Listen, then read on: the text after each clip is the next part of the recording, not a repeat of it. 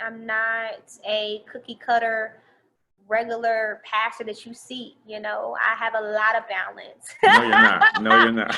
And but I love the Lord. Like, I literally love God. Like, I'm not a Pharisee type of person. You know, I don't judge folks, and I just love God. But anyway, so they wanted me to be that Christian, and I was trying to do different stuff. And so within that moment, um, things changed, and I decided to move because God told me it's time for you to go.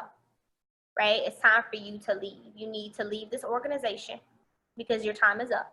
Right? You've been here long enough. I had you here for a purpose, to change some lives, and I think I believe that God used me to change life within that church, and He told me to leave. So I picked up all of my stuff.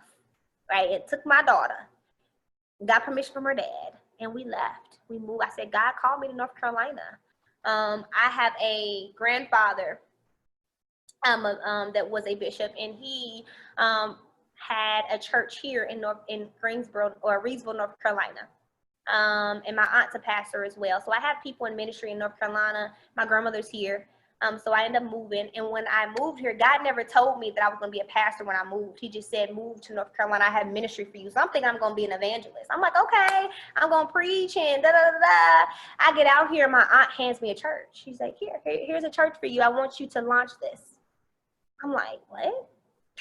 No, I don't want to be a pastor. I never wanted to be a pastor. I still kind of don't want to be a pastor. Lord Jesus, it's hard, but it's something God called me to do, and I'm good at it, and it's a gift, and it's a office. So I'm honored to be a pastor, but that's not something, that I was like, I'm signing up to be a pastor when I grow up. No,